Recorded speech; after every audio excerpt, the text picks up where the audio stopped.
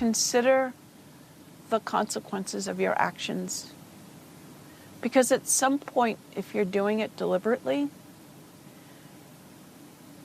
the consequences and the blood from it is on your shoulders. The government is there to protect us. And if you're not doing that, how can we trust our government? Heartbreaking to hear. It really is. It's the just pain every in her time you voice. see it. I've seen it now 7 or 8 times. It's heartbreaking every single time. Yeah, it you certainly see her doesn't get pain. It comes easier. through the camera. Certainly. Now, that was Patty Morin, the mother of Rachel Morin, who was a mother of 5 and was brutally raped and murdered by an illegal migrant whilst she was on a jog in Maryland. Now, Patty spoke to NewsMax, offering a tearful yet direct message to President Biden, telling him that the bloodshed is on his hands. Yeah, this comes amid a wave of violent crime being committed by undocumented migrants coming across the southern border. Here to weigh in is retired NYPD detective Angel Maysonet, as well as the president of the Crime Prevention Research Center and author of the book, Gun Control Myths, John Lott Jr. Gentlemen, thank you very much. This is an important topic, and unfortunately, it's growing. I mean, the headlines are continuing. We're seeing more and more. So, Angel, I'll start with you. When you hear Patty Morin and parents like her speak, you know, this is what you did for a living. You protected people. I'm assuming this breaks your heart as it does all good Americans. Yes, absolutely. First and foremost, as a parent as well, right? I mean, you know, any person killed by an illegal is one too many, right? Because they shouldn't be here.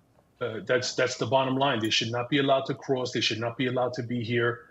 And yeah, it's heartbreaking, and it creates a huge challenge for law enforcement, right? When we're investigating these crimes, we have no way to vet these subjects. We have no way to get criminal background history, things of that nature. So it complicates things, definitely. That's a great point. We don't speak about enough. Yeah. How difficult it is to find someone that you don't even know is in this country.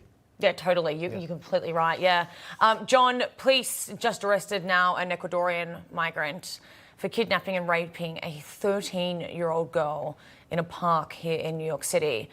But get this, okay? The local New Yorkers recognized him from a flyer, and it was them that tracked him down, tied him up with a belt, and beat him before calling the police. Now, why are Americans having to revert to vigilante justice just to stay safe in their neighborhoods? And I want to point out as well, this was a woman about my age, maybe even younger, who was responsible for tracking him down. Wow. Yeah, she was a brave girl. John?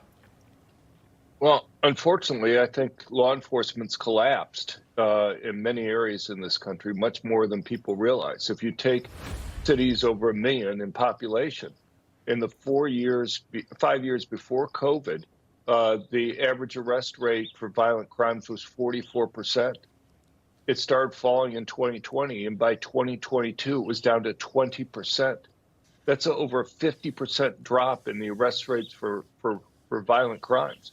For property crimes, the drop was even greater, but that's for reported crimes. If you look at all violent crimes in those cities, reported and unreported, only 8% resulted in arrest, and only 1% of property crimes resulted in arrest.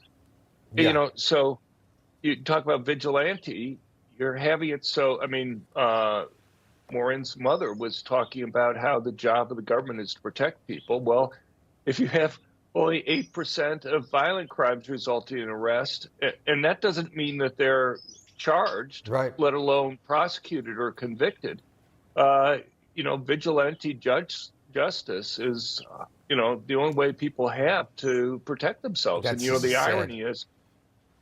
Very, very sad. I hate that. I have to agree with you. It might be the only way to protect yourself now is yourself, because everything is falling apart, and it's not our police officers' fault. Angel, we got 30 seconds left, but I just want to remind people there were 2 Venezuelan migrants, just days after strangling the death of a 12-year-old. I want to make sure I had that 12-year-old Jocelyn Nungunare in Houston, Texas. So this is happening more and more and more. And as you said before, very difficult to investigate these illegal migrants. Just wrap it up for us in 30 seconds. They come here, they bring their style of criminality with them from the country from which they originate. Again, we have no way of vetting them. These people, unless they're caught doing something else in another state and we get DNA on them, there's no way to get them back. It's out of control. We have enough citizens here who are criminals. We don't need extra criminals being brought in through the southern border. Well said. Yeah, well said indeed. absolutely. Can I just quickly Yeah, of add? course. The Associated Press won't even mention that these were illegal aliens. Right. Really? And They want to ignore it. All and right. the All right. Biden We've got to leave it there. Thank you. All right. Sorry to cut you off, gentlemen, but we have to go out for a break. Angel Maysonet and John Lott Jr., thank you both so much. All right. Don't go anywhere. We have plenty more when we return.